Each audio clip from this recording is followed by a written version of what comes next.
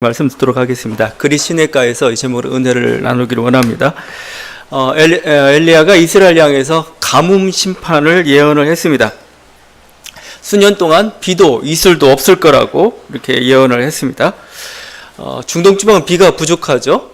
그런데 그 부족한 비마저 없다면은 정말 이 심판은 가혹할 것입니다. 나중에 그 아합이 엘리야를 만나자마자 처음 했던 말이 이런 말이에요. 이스라엘을 괴롭게 하는 자요. 그죠? 네가 얼마나 이스라엘을 괴롭게 하고 있는지, 그건 양식이 끊기고 또 오랜 동안 있던 가뭄으로 말미암은 그 고통을 얘기했던 것이죠. 여러분, 하나님 심판 여러 가지가 있어요. 지진 심판도 있습니다. 아니면 역병으로 치는 그 심판도 있고, 어떤 메뚜기, 황충 심판도 있습니다. 근데 여러 가지 심판은 있지만 이 심판들은 어떻게 보면 단번에 끝나요. 확실하고 굵고 보입니다. 그런데 가뭄 심판은 끝이 없어요, 정말. 몇 년, 지금 3년 반이라고 나와 있죠. 여러 가지 모습 속에서 이렇게 하여튼 오랜 시간이 걸리고 예언자 자신에게도 인내가 요구가 되는 게 이 가뭄 심판입니다. 그래서 다윗은 자기가 잘못했을 때 하나님이 7년 가뭄으로 치랴 아니면 석 달 전쟁으로 치랴 3일 역병으로 치료할 때 3일을 택했어요. 3일 역병. 그러니까 이렇게 오랜 세월 동안 심판이 계속된다는 것은 이렇게 선포하는 사람이나 당하는 사람이 모두 좀 괴로운 그런 일입니다. 그래서 하여튼 이런 가뭄 심판을 예언을 했습니다. 그런데 오늘 말씀 재밌는 게 이 가뭄 심판을 예언하자마자 바로 퇴장, 바로 이렇게 그리 시내가에 이렇게 숨는 그런 모습으로 나타나요. 요단 근처에 있는 그리 시내가에 가서 숨으라고 하나님 명령하시죠. 근데 여러분이 이 말씀 잘 새겨 들어야 되죠. 한번 딱, 야, 너에게 가뭄이 있을 것이다. 바알 우상을 섬긴 가뭄이 있을 것이다. 하고 그냥 바로 들어갔느냐? 그건 아니죠. 여러 번 외쳤을 겁니다. 여기서 외치고 저기서 외치고 왕궁에서 외치고 들에서 외치고 막 도시에서 외치고 니네 바알 우상을 섬긴 너희 하나님으로부터 심판을 받을 거다. 이제 하나님께서 모든 비와 이슬을 다 끊게 하실 것이다. 막 했을 겁니다. 그래서 조금 이제 제가 무슨 소리야 사람들이 이렇게 보고 있는데 정말 비가 안 오기 시작하는 거예요. 이슬도 막 그치기 시작합니다. 이게 좀 지나다 보니까 뭐죠? 이 사람이 말이 사실구나. 또 권력 측에서는 아합 측에서는 볼 때는 뭐예요? 이거 위험하구나 이렇게 생각했던 거죠. 그게 어떻게 합니까? 아마 엘리야를 잡으려고 했을 겁니다. 엘리야의 입을 막으려고 했을 겁니다. 그러니까 하나님이 피시를 명령했던 거죠. 야, 너 잠깐 저쪽에 쉬고 있어. 그렇지만 어찌 되었든 그 사정이야 실제 어떻게 진행되었든 어떻게 보면 지금 활동하자마자 퇴장입니다. 엘리야의 그 이야기가 열왕기 하까지 계속 이어지죠. 긴 역사 속에서 첫 시작하자마자 이렇게 피신해 있고 은둔해 있다는 건 조금 약간은 의아하죠. 보통은 막 이렇게 나타나가지고 아주 대단한 활약을 펼쳐야 되는데, 이게 단순히 어떤 엘리야 말의 얘기는 아닌 것 같습니다. 그것은 어떻게 보면은 성공하는 사람들의 대부분의 모습, 아니면 정말 어떤 성공을 향해 달려가는 사람들의 대부분의 삶의 모습을 보여주고 있어요. 그럼 뭘 뜻하느냐? 그들에게 있어서는 뭐예요? 일정 정도의 은둔의 시간이 필요해요. 일정 정도의 침묵의 시간이 필요하고 우리가 그것을 뭐라고 표현하냐면은 그건 준비하는 시간이라고 합니다. 준비하는 시간. 내가 정상에서 내가 어떻게 보면 하나님의 뜻을 실현하기 위해서는 뭐죠? 뭔가 준비되어 가는 그런 시간들이 필요해요. 그걸 운둔이라고 얘기하고 그걸 침묵이라고 얘기하고 우리는 그냥 좀 더 긍정적인 의미에서는 준비한다 이런 어떻게 보면 하나님의 역사를 이루기 위해서는 때가 필요한 겁니다. 그 때를 준비하는 것이죠. 그래서 어떻게 보면은 엘리야의 가장 꽃은 뭐냐? 갈멜산에서 바알 선지자들과 싸우는 겁니다. 1대1로 단독으로 850명의 선지자들과 싸워서 이기는 그거죠. 가장 인생의 하이라이트입니다. 그 하이라이트를 위해서 하나님은 준비하고 계세요. 3년 반 동안에 쉬게 어떻게 보면은 자기를 다지는 그 시간들을 삼았던 게 이 그리 시내가에서 일어났던 그 일이라고 할 것입니다. 어떻게 보면은 긴 겨울의 고독을 보내면서 그가 하나님을 향한 어떤 신뢰, 어떤 신앙들 인격적인 어떤 것들을 단단히 다져갔던 때가 바로 이 그리시네가에서 있었습니다. 유사한 상황이 사도 바울에서도 있었죠. 우리가 바울을 사도행전에서 묵상을 했지만 바울은 다메섹에서 예수님을 만났습니다.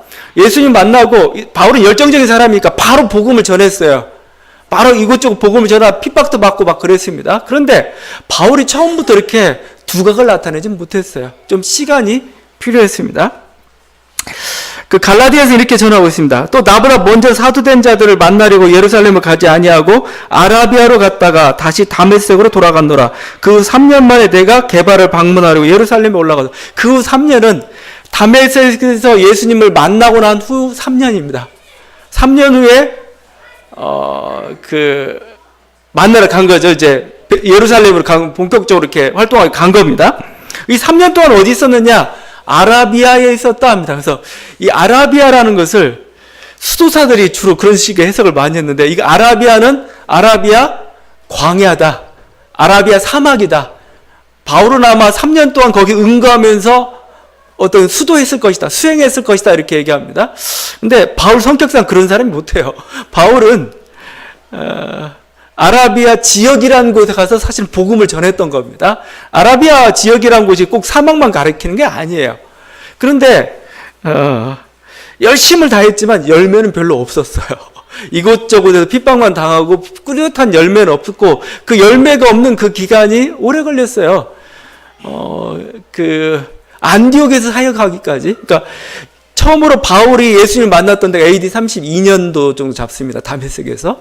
근데 안디옥 사역을 시작한 게, 그래서 안디옥으로부터 이제 1차, 2차, 3차 선교를 시작했던 게 AD 45년 정도 잡습니다. 거의 13년 동안은 뭐예요? 바울은 어떻게 보면 은둔의 시간이라고 볼 수가 있어요. 그때 활동하지 않았다는 거 아닙니다. 활동하고 여러 했지만 여러 가지 뚜렷한 결과가 없었던 그런 시절입니다. 그러면 이 시절은 무의미했던 시간이냐? 아니에요. 어떻게 보면 이 시간에 정말 칼을 날카롭게 갈았던 시기일 수도 있습니다. 복음에 대해서 오히려 예수 그리스도와 많은 만남을 가졌던 때, 그때가 바로 이 시간이 아니었을까. 그래서 보면 고린도 후서에 바울이 자기 간증을 해요. 내가 10몇 년 전에 하늘나라에 올라갔던 적이 있다 얘기합니다. 그럼 10몇 년 전에 이렇게 딱 따져보면 언제냐? 바로 이 시기입니다. 은둔의 시기들. 꾸준하게 활동하지 않았던 시기에 바울은 놀라웠던 환상들과 그것들을 봤던 것 같습니다. 여러 가지 어떤 대외적으로 알려지지 않았기 때문에 오히려 더 복음에 대해서 더 깊이 있게 다졌던, 하나님과 만남을 깊이 있게 다졌던 때가 있었고, 바로 그런 때가 있었기 때문에 바울은 하나님 앞에서 큰 어떤 하나님의 때가 되니까 뭐죠? 활용이 되었던 것이죠. 바로 이게 엘리야에게서도 이 시간이 언제인지 어느 정도인지 우리가 잡을 수 없지만 그런 시간이 아니었겠는가. 또 모든 사람에게도 이런 또 은둔과 침묵과 준비의 시간이 사실은 또 필요하다는 겁니다. 이 그리시네라는 곳인데, 이 그리시네가 어딜까? 그릿, 동쪽으로 가서 요단강 쪽에 있다고 얘기해요. 그래서 여러 설들을 얘기합니다. 그 중에 한 설, 실제적인 어떤 유력한 설이라고 봐야 될지 모르겠는데, 유력한 설 중에 하나가 와디 켈트라는 곳입니다. 와디 켈트. 와디는 이제 보통 여러분 옛날 지리 시간에 배웠는지, 와디는 건천이라고 하죠. 정말 이렇게 비가 막 오면 물이 흐르다가 비가 안 오면 말라버려요. 그래서 주로 통행로가 되기도 하고 막 이런 곳입니다. 그래서 와디 켈트라는 곳이 있는데, 와디 켈트가 어디에 있냐면은 예루살렘과 여리고로 내려가는 길에 있습니다. 거기 보게 되면은 그 주변이 유대 광야지대처럼 막 이렇게 헐벗은 거, 이렇게 막 정말 사막은 아닌데 동산처럼 되어 있는 그런 광야가 있습니다. 근데 그쪽에 협곡 같은 게 하나가 있어요. 그래서 유대의 그랜드 캐년이라 부르는 곳이 있습니다. 큰 협곡은 아니지만 조금 협곡 같은 곳이 있는데 이쪽으로 물이 좀 흘러가죠. 와디 켈트라고 합니다. 근데 이 와디 켈트에 성 조지 수돈이라고 있습니다. 성 조지 수돈이라고 있는데, 이게 AD 한 4, 5세기경에 세워진 수도원이에요. 굉장히 오래되었습니다. 왜 이곳에 이 수도원을 세웠느냐? 이 수도원 안에 있는 유명한 곳이 엘리야 동굴입니다. 엘리야 동굴. 그러니까 그리시네가 여기라는 거예요. 거기 가니까. 그게 맞는지 안 맞는지. 그렇지만 벌써 수천 년 동안 사람들이 그렇게 그곳이 엘리야의 동굴로 믿어왔으니까요.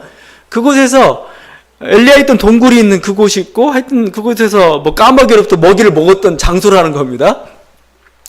이제 목회자들이 성지순례 그쪽으로 갔어요. 갔다가 엘리야의 동굴이다니까 우리가 가만히 있을 수가 있나요?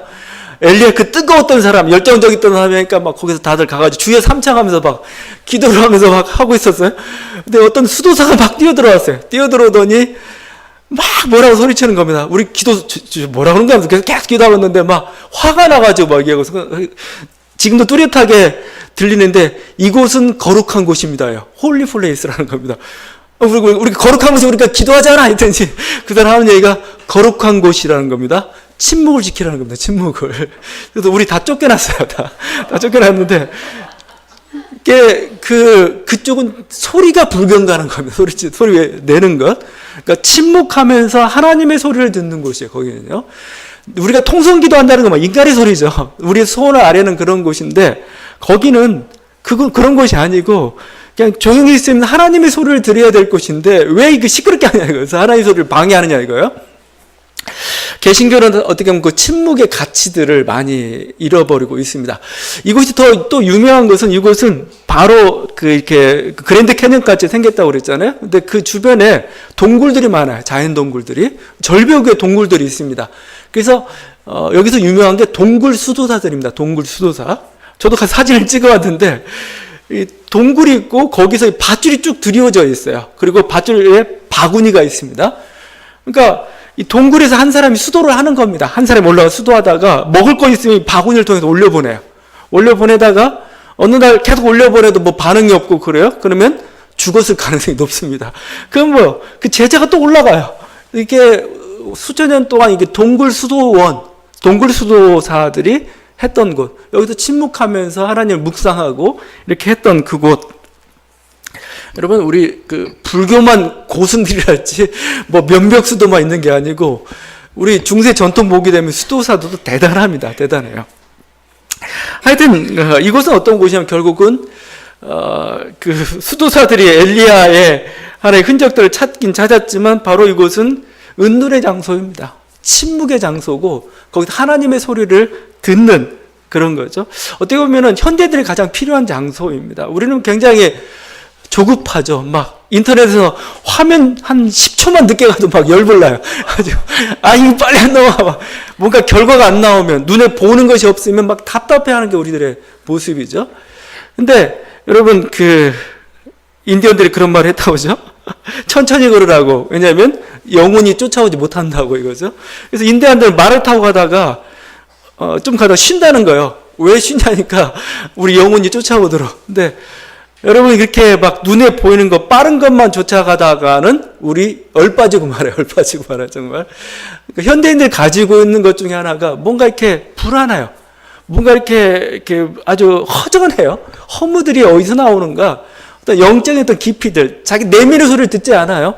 하나님의 소리를 듣지 않아요. 자꾸 자기 소리만 이렇게 내놓고 그것만 추구하다 보니까 다 빠져버리고 말았어요. 궁지 우리를 채워주는 게 없는 거죠. 침묵과 은둔이라는 것은 우리들에게 있어서는 그런 시간들이 필요합니다. 그래서 어떤 일을 하다가도 목회자들에게 아니면 모든 사역자들에게 아니면 우리가 어떤 세상 일을 무슨 일을 하더라도 일을 한다는 건 자기를 밖으로 쏟아내는 겁니다. 그 시간만 필요한 게 아니고 조용한 시간이 필요해요. 자기를 채우는 시간이 필요한 거죠. 게 바로 이 시간이었습니다. 이 그릿이라는 표현, 이게 그릿은 그릿이네라는 뜻. 이제 그릿은 카라트. 그러니까 여러분이 히브리어 같은 경우는 결국 자음만 있어요. 자음만 있다 보니까 대충 그 자음 맞추면 뜻이 통합니다. 그릿, 카라트, 이건 뭐냐면 자르다는 뜻을 가요. 자르다. 계약도 비슷한 뜻을 가지고 있죠. 그릿은 카라트, 자르다는 뜻을 가지고 있어요. 전 그릿시네가 이해가 가는 게 뭐냐면 아마 유대 광야에 있다 갑자기 협곡이 생기니까 그게 자르다 그런 표현을 가지고 있는 게 그릿시네 같은데 그죠. 그 단어가 의미하는 대로 이 그릿이라는 것은 어떤 것이냐? 우리 인생에서 세상의 것에 대해서, 세상의 생각에 대해서, 세상의 소리에 대해서 잘라야 될 것입니다. 우리들은 그런 것이 필요해요. 한 번 정도는 자르고 하나님의 소리를 들어야 되는 것이죠. 또 뭐죠? 이 자르다는 것은 또 깊게 한다는 거나 마찬가지죠. 우리가 말씀을 듣는 순간 아니면 정말 어떤 내면 속으로 깊이 들어가야 될 그런 시간들이 필요한 거죠. 엘리야에게서는 바로 이 시간이 바로 그리시네가에 있었던 그때의 모습이었고, 우리들에게도 이런 우리 삶의 모습들이 사실은 굉장히 필요합니다. 그래서 하나님께서는 어떻게 보면은 이 은둔의 곳으로 엘리야를 몰아가셨고, 어떻게 보면은 그 갈멜산에서의 대전투를 위해서 어떻게 보면은 엘리야를 지금 쉬게 하고 있습니다. 지금 다지고 있습니다. 깊게 하고 있습니다. 여러분이 그래서 어떤 자기가 어떤 침묵의 시간, 자기 어떤 인생 속에서 뭔가 빛나지 않는 시간, 아니면 내 인생 속에서 뭔가 계속 어두운 터널가만 지나가는 것 같은 그런 순간들에 대해서 결코 답답해하지 마세요. 그 어떻게 보면 하나님께서 우리를 하여금 때를 위해서 지금 준비하고 있는 시간이라 여러분 생각하시고, 그 때가 되면 하나님께서 여러분이 그동안 수고했던 것, 준비했던 것, 다졌던 걸 가지고 활용하실 것입니다. 우리는 그런 믿음과 소망 가운데 나아가야 되는 거죠. 동시에 하나님께서 이렇게 엘리야를 그리시네가에 숨게 하신 이유는 엘리야가 주인공이라서 그래요. 주인공. 여러분 영화 보면 뭐죠? 이게 아주 그 문제의 해결의 열쇠를 가진 사람은 뭐요? 참 피신해 있어야 돼요. 저기 우주 어디 스타워즈 보게 되면 우주 어느 깊숙한 곳에 이 우리 우주의 산적한 문제를 해결해야 될 사람은 뭐요? 숨겨놓죠. 숨겨놓습니다. 거기에 피신하고 있다 아주 결정적인 찬스가 되면 이제 얘가 등장해가지고 문제를 평정하죠. 여러분도 인생의 여러분의 운명의 주인공들입니다. 드라마는 내 드라마예요, 지금 여러분. 다른 사람이 여러분 조연이 아닙니다. 내 운명이란, 내 인생이란 드라마의 주인공 바로 여러분이에요. 하나님께서 그 드라마를 풀어 가시는데 중요한 것은 한 사람입니다. 한 사람. 그러니까 엘리야의 말이 중요해요. 엘리야의 말 때문에 가뭄이 온 겁니다. 물론 하나님이 엘리야를 통해서 말한 거지만 이 가뭄을 풀 사람은 뭐예요? 엘리야입니다. 역시 엘리야의 말이 필요해요. 엘리야의 말. 그래서 그때를 기다리면서 뭐죠? 엘리야를 지금 보호하고 계신 거죠. 여러분, 우리들의 인생을 풀 사람도 또 여러분입니다. 여러분이 각성하고 여러분이 변화되고 여러분이 새롭게 되기를 주께서는 기다리고 계신 겁니다. 그때가 되면 여러분을 통해서 여러분 인생에 맺힌 것들을 풀어 가실 것입니다. 여러분이 그 인생의 소망을 가지고 여러분도 엘리야예요. 바라볼 수 있기를 바랍니다. 엘리야는 그래서 이런 그리시네라는 곳, 이곳에서 이렇게 피신을 하고 있습니다. 그러니까 어떻게 보면 이스라엘 사람들이 돕질 못하죠. 또 여러분, 이 그리시네라는 곳은 제가 시내라고 얘기하니까 뭔가 이렇게 물기도 있고 수분도 있고 그러니까 막 물된 동산처럼 잘 될 것 같은데 이 광야에 있는 곳입니다. 그래서 곡식도 풍성하지 않아요. 그냥 물만 이렇게 흘러가는 그런 곳입니다. 그런데 지금 이곳이 막 자꾸 말라가고 있죠. 먹을 것도 부족하죠. 그러니까 하나님께 비상한 방법을 쓴 거죠. 까마귀를 동원했습니다. 까마귀를 동원해가지고 엘리야에게 먹이고 있죠. 6절에 까마귀들이 아침에도 떡과 고기를, 저녁에도 떡과 고기를 가져왔고, 이 까마귀도 굉장히 인내심이 필요했던 것 같아요. 자기 먹을 건데 다 먹지 못하고 엘리야한테 갖다 줘야 됩니다. 이런 식으로 이렇게 해서 아침 저녁으로 먹었다. 지금 이 장면은 어떻게 보면 하나님께서 사람을 훈련시키실 때 쓰는 방식 중에 하나인데, 이스라엘 백성 훈련시킬 때도 똑같이 이런 일을 하셨습니다. 광야에서 만나와 메추라기를 먹이셨죠. 아침에는 만나로, 저녁에는 메추라기가 와서 이 광야 생활 동안 저들이 굶주리지 않고 살았습니다. 신명기서는 왜 이걸 했느냐라고 할 때 이렇게 말씀하셨어요. 사람이 떡으로만 사는 것이 아니요 여호와 입에서 나오는 모든 말씀으로 사는 줄을 알게 하시려고. 왜 만나와 메추라기를 먹이셨습니까? 왜 엘리야에게 까마귀를 통해서 먹이셨습니까? 네가 하나님의 말씀을 지키더라도 굶어 죽지 않는다 이거예요. 하나님께서는 너의 먹을 것을 책임져 주시는 분이시다라고 그것을 가르쳐 주시는 거죠. 그래서 뭐죠? 바알에게 무릎 꿇지 말라 이겁니다. 세상에 무릎 꿇지 말라는 거예요. 하나님께서는 뭐예요? 충분히 너에게 먹을 수도 있고 너희가 이것을 먹어야 산다는 것을 가르쳐 주기 위해서 그렇게 하셨다는 겁니다. 그래서 엘리야는 그 까마귀를 통해서 이제 아침 저녁으로 음식을 먹고 있습니다. 굉장히 기적적인 방식이죠. 근데 여러분, 그러면 이런 까마귀의 도움은 엘리야 한 사람에게만 있는 거냐? 그렇지 않습니다. 오히려 까마귀를 통해서 돕기보다 하나님은 까마귀와 같은 사람을 통해서 여러분을 도울 때가 참 많아요. 실제 그래서 여러분 이 구절을 해석하면서 어떤 학자들은 까마귀를 아랍인으로 번역했습니다. 아랍인. 이것도 좀 그럴듯해요. 왜냐면 까마귀라는 히브리어가 오레브입니다. 오레브인데 비슷한 발음이 아라브예요. 아라브에서 오레브 아라브 비슷한 겁니다. 그래서 이건 까마귀가 아니고 아랍인이다라고 얘기합니다. 어느 정도 그게 좀 그런 정당성을 얘기해 줄 수 있는 게 나중에 이 엘리야가 시돈의 사르밧 과부로부터 공개를 받습니다. 시돈 사람을 아랍인으로 치면은 이 말도 좀 될 수도 있어요.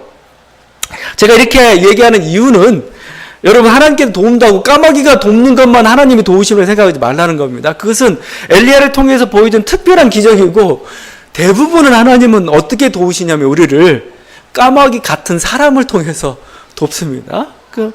어떤 한 사람이 까마귀 역할을 하는 거죠. 그래서 그들이 어려운 처지들, 공경에 처지했을 때 그들 도와주고 먹을 걸 주고 지금도 하나님께서 그렇게 베풀고 있습니다. 그건 목회자들이 제일 많이 경험하는 것 같습니다. 개척교회 할 때 여러 가지 어려움과 힘듦도 있지만 여러분 까마귀의 은혜를 많이 봐요. 까마귀. 좀 어감이 좀 그렇지만 하여튼 까마귀와 같은 사람, 여러분이 사실 까마귀이기도 하고 실제 이렇게 저희 긴 개척 기간 아닐지라도 그 기간 속에서 까마귀 같은 분 참 많이 있습니다. 머릿속에 제 스쳐가는 분도 몇 분 있어요. 항상 새벽 기도에 나오셨던 그 우유배달하는 아줌마 모습도 떠오르고 막 그래요. 우리들 어렵고 힘들 때 그분이 어떤 여러 가지 모습으로 이렇게 도움을 주셨던 것들이 아직도 기억이 나기도 하고 저희야 그래도 편하던 시절에 개척을 했지만 막 50년대, 60년대 개척했던 분들에게 있어서는 정말 까마귀의 은혜를 항상 경험합니다. 그러니까 항상 이분들에게는 가난했던 시절이기 때문에 먹을 게 사실은 없었어요. 근데 항상 먹을 게 끊이지 않도록 하나님께서 채워주는 그런 은혜들. 여러분, 그래도 대표적인 게 성미함이라는 거죠, 성미함. 지금은 없어졌지만, 한 10여 년 전까지만 해도 그런 곳이 있었습니다. 통이 있어요, 통이. 성미함이라고 쌀을 넣는, 헌금통인데, 이렇게 뒤주 같은 그런 게 있습니다. 거기다가 한 대박씩 성도들 갖다 줘요. 그걸 먹었죠. 그게 까마귀가 주는 밥이지 뭡니까? 그래서 그런 식으로 여러 가지 하나님께서 우리들의 어떤 굶기지 않고 필요한 것들을 채워주는 그런 은혜들을 많이 경험하고 있던 거죠. 이게 바로 어떻게 보면 목회의 보람이 없고 사실은 그게 은혜였고 그렇습니다. 지금이야 이렇게까지 그렇게 궁핍한 시대는 아닌 것 같아요. 궁핍한 시대 아닌 것 같고, 그래서 더 이상 그렇다면 까마귀는 필요치 않는가? 까마귀의 도움은 필요치 않겠지만, 이제 그런 은혜를 받은 여러분, 우리는 까마귀가 되어야 돼요, 이제. 우리도 까마귀가 되어가지고, 사실은 이제 다른 사람의 까마귀가 되어야 되는 거죠. 도움을 필요로 하는 사람들, 먹을 게 필요한 사람들, 자기 거 다 먹지 말고, 까마귀처럼 절제력을 가지고 자기 먹을 것을 이렇게 서로 나눠주고 하는 것. 이게 우리 사회에서 뿐만 아니고 좀 더 멀리는 세계를 좀 바라봤으면 세계를. 아프리카에 있는 여러 가지 가난한 사람들, 아니면 시리아나 여러 가지 난민들, 많은 어떤 안전의 위협을 받고 생계 위협을 받고 있는 북한에 있는 탈주민들, 여러 모습들의 모습으로 이렇게 있는 사람들이 있습니다. 우리들 그들 바라보고 그들의 까마귀가 되어야 하는 것. 어떻게 보면 이게 오늘 우리 말씀을 보면서 우리를 받아야 될 또 은혜이고 또 우리들 모습이기도 한 것 같습니다. 바로 이런 까마귀의 도움을 통해서 엘리야는 위기의 때, 어려운 때 양식들을 얻게 되었습니다. 근데 제가 자꾸 이제 까마귀 하니까 이 까마귀 어감도 별로 안 좋고 좀 그래요. 왜냐면 이스라엘 사람들 사실 싫어하는 겁니다. 까마귀라는 게. 왜냐면 이 까마귀 시체를 먹잖아요. 시신을 주로 많이 먹잖아요. 죽은 사체들 먹고 막 그러죠. 피채 먹어요. 그러면 이게 부정한 짐승입니다. 까마귀 같은 게 대표적으로. 그래서 저는 이런 생각을, 하나님 그렇다면 까마귀 말고 비둘기를 통해서 하시지 왜? 비둘기 여러 마리가 와서 주면 되지. 왜 하필 까마귀냐 이거요? 물론 낙타도 좀 부정한 집에 속하지만 뭔가 낙타나 좀 덜 불정하거나 뭔가 좀 정결한 짐승을 통해서 이렇게 먹이지 왜 까마귀냐 이거예요. 까마귀. 여기도 하나님의 메시지가 있는 것 같아요. 메시지가 있는 것 같은데 결국 이를 통해서 어떻게 보면은 하나님은 그 시대 사람들을 비웃고 있는지도 몰라요. 너네가 경건이라고 얘기하는데 경건이 뭐냐를 지금 묻고 있는 겁니다. 오히려 까마귀가 더 경건해요. 스스로 비둘기라고 자처하는 너희들은 뭐예요? 오히려 우상의 길을 가고 있고 뭐 속은 아주 시커멓게 검다 이겁니다. 탐욕으로 가득 차 있는 게 바로 너희다라고 어떻게 보면은 이 말씀을 통해서 지금 보여주고 있어요. 까마귀 너희가 경멸하고 부정하다고 있는 오히려 뭐요? 이 하나님의 사람을 돕고 있고 하나님의 뜻을 이룬 도구로 사용되고 있지 않느냐를 지금 까마귀를 통해서 좀 보여주고 있는 것 같아요. 이게 실제 그런 게 엘리야에게 도움을 나중에 줬던 사람, 또 엘리야로부터 자기 아들이 살아난 놀라운 기적들, 가뭄이 끝나기까지 이렇게 통에 가루나 병에 기름이 떨어지지 않는 놀라운 기적을 체험했던 사람은 이스라엘 사람이 아니었습니다. 바로 시돈에 있던 과부, 사르밧 과부였죠. 이스라엘이 아니었던 이 사람이 하나님의 도우심을 입었어요. 하나님의 사랑을 입었습니다.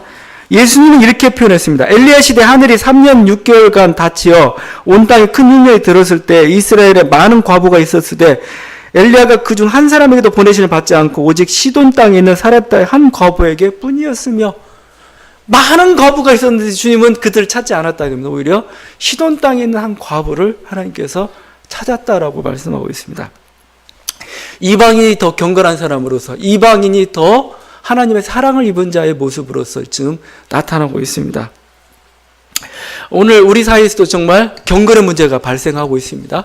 내가 교회 다니고 내가 신앙을 가지고 있다고 해서 내가 정말 신앙이냐 이거요. 그러니까 이스라엘 선지자도 계속 물었던 게 그겁니다.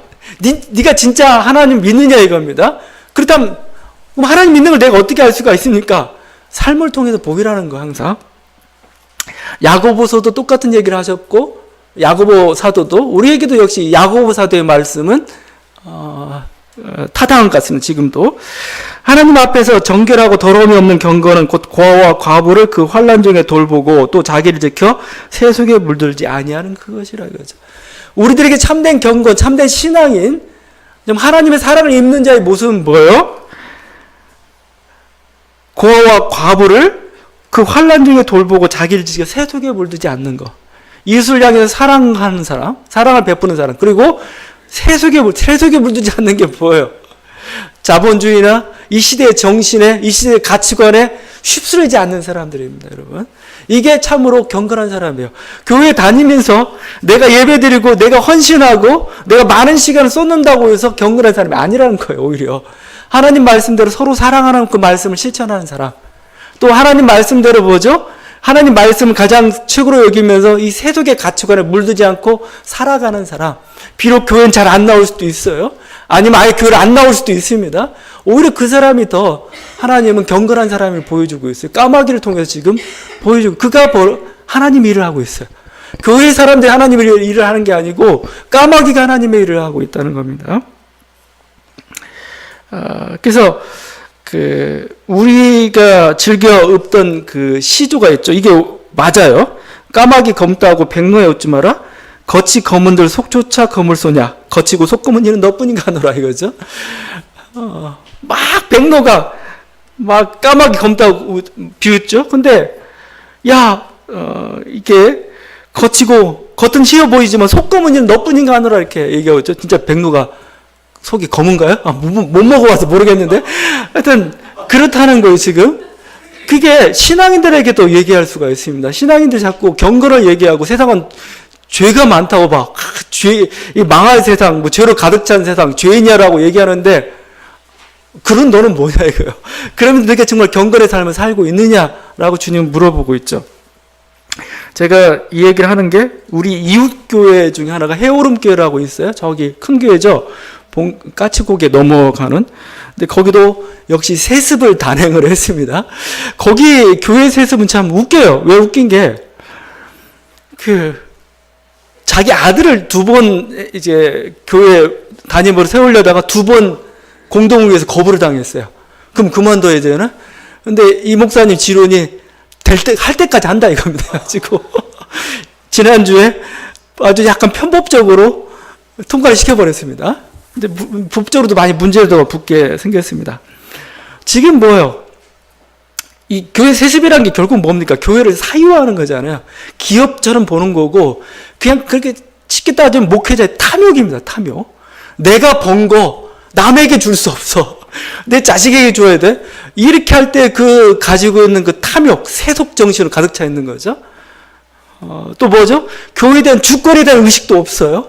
권력 남용입니다. 그 다음에 주님이 주인인데도 불구하고 뭐예요? 자기가 주인인 것처럼 행세하고 있죠. 불의한 청직입니다. 악한 청직이죠. 여러 가지 모습들이 나타나고 있습니다. 그런데 문제는 그래놓고 자기는 뭐예요? 세상을 향해서 세상은 다 죄인이라고 뭐가 잘못됐다고 얘기하면 누가 듣겠냐 이거예요. 그거에 대해서요.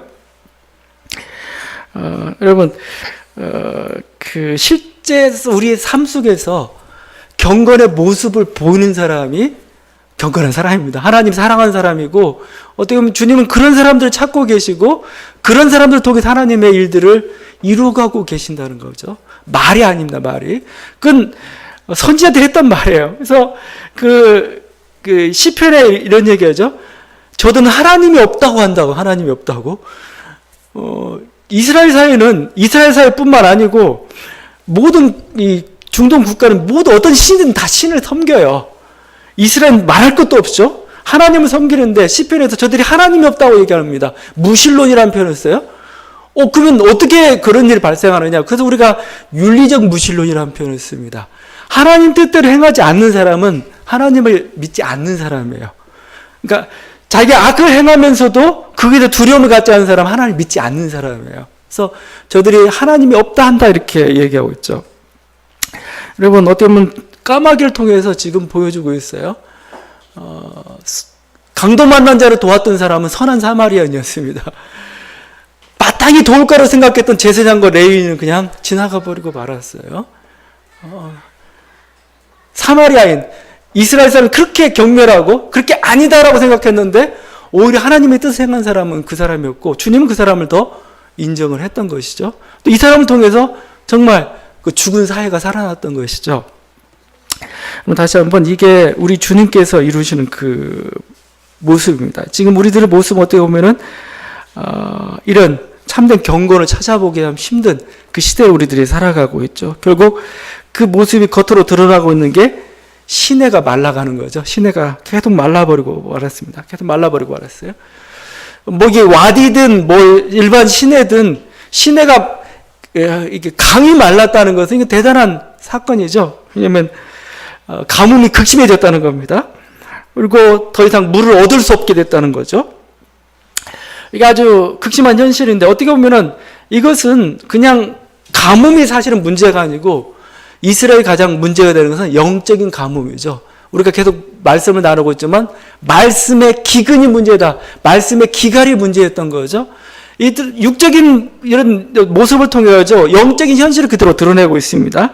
아모스서의 말씀이죠. 보라 날이 이를지라 내가 기근을 땅에 보내리니 양식이 없어 주림이 아니며 물이 없어 가람이 아니요 여호와의 말씀을 듣지 못한 기갈이. 하나님의 말씀 못 들어서 하나님 말씀이 안 들려요. 하나님 말씀이 없는 이게 진정한 기근입니다. 이게 진정한 가뭄이에요. 우리가 영적 가뭄이라고 할 수 있죠. 오늘날은 더 심각하죠. 왜? 실제 영적 가뭄을 우리가 경험하고 있으니까 그렇죠. 말씀이 없어요. 말씀이. 그 사무엘이 활동하던 시대 그 이스라엘의 어두운 현실을 사무엘에서는 이렇게 얘기하고 있습니다. 아이 사무엘이 엘리 앞에서 여호와를 섬길 때에는 여호와의 말씀이 희귀하여 이상이 흔히 보이지 않다. 여호와의 말씀이 희귀했대. 희귀. 이 가뭄 직전 단계입니다. 이게 가지고 희귀해. 아주 그냥 찾기가 어려운 그 시대. 하나님 말씀이 모세오경 있고 지천으로 있는데 어떻게 하나님 말씀이 이게 희귀하고 기가래한 표현을 쓰게 되는가? 여러분, 그 문자입니다. 문자. 그냥 문자는 아무 소용이 없어요. 이게 정말 성령으로, 영으로 역사해서 우리들에게 말씀의 능력으로 와야 그게 하나님의 말씀인 거죠. 그 능력 있는 말씀이 우리에게 임하지 않았다는 겁니다. 오늘날 시대도 저는 마찬가지로 생각합니다. 오늘날 시대도.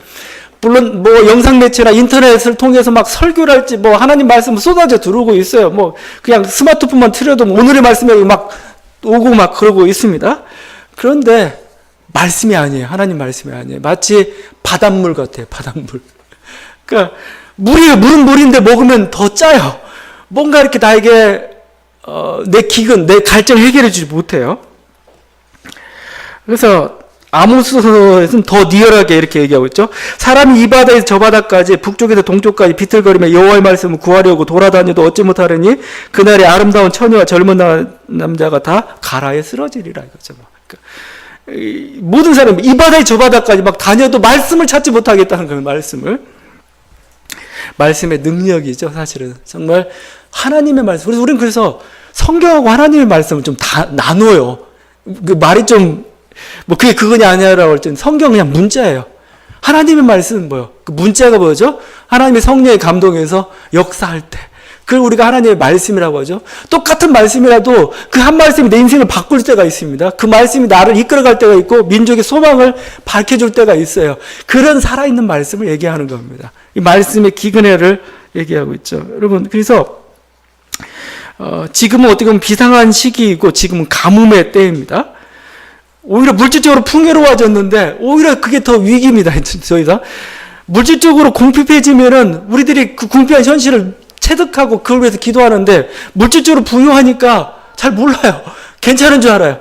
근데 우리 영혼은 계속 말라가고 있다는 겁니다. 물을 찾아 나서야 돼요. 여러분이 지금 있는 땅, 내가 있는 우물은 말라버렸어요. 지금 시내는 지금 말라버렸습니다. 가만히 있으면 여러분 뭐예요? 그냥 마르는 거예요. 계속 기갈이 걸리는 겁니다. 더 깊이 파든지 바꿔야 돼요. 새로운 우물을 찾아서 가야 되는 겁니다. 그래서 여러분 지금 이 시대에 하나님의 말씀을 찾으려면 가만히 있으면 안 돼요. 그냥 그 예전의 방식대로 가만히 있으면 그냥 그게 말씀이 하나님 말씀이 되느냐? 그렇지는 않는 것 같아요. 그래서 자꾸 우리들이 요구하는 게 뭡니까? 행동하라 이겁니다. 행동하라. 여러분이 행하는 그곳에서 우리는 하나님을 경험하게 되겠습니다. 나의 말을 가지고 지키는 자야 내가 살아가는 자니 내가 그와 함께 할 거라 주께서 말씀하고 있거든요. 계명을 가지고 순종하는 그곳에 하나님 계십니다. 여러분이 그곳에서 하나님 말씀을 찾으라는 겁니다. 아니면 말씀이 가장 활발하게 일어나고 있는 그곳으로 가라는 거예요. 말씀이. 하나님의 말씀이 살아있는 그곳으로 가서 거기서 뭐예요? 그 현장으로 가서 뭐예요? 말씀을 다시 받으라고 먹으라는 겁니다. 아니면 여러분의 삶을 좀 틀어야 돼요. 우리들의 삶을 그냥 타성적으로 살아가서는 안 되고 틀어야 돼. 틀어서 뭐죠? 그 쉽게 이 튼다는 게 결국 뭐예요? 다른 시내를 찾는 거죠. 다른 시내를 찾아서 다른 하나님을 찾으라는 얘기가 아닙니다. 다른 곳에 가서 깊이 또 파다 보면 거기서 우리가 하나님의 말씀을 발견해야 될 겁니다. 주님의 약속이죠. 누구든지 목마르면 내게로 와서 마시라. 나를 믿는 자는 성경 이름과 같이 그 배에서 생수의 강이 흘러나오리라 말씀하고 있습니다. 우리 주님께서는 지금 어떻게 보면은 생수의 강이 터칠 준비를 하고 있어요. 이미 흐르고 있어요.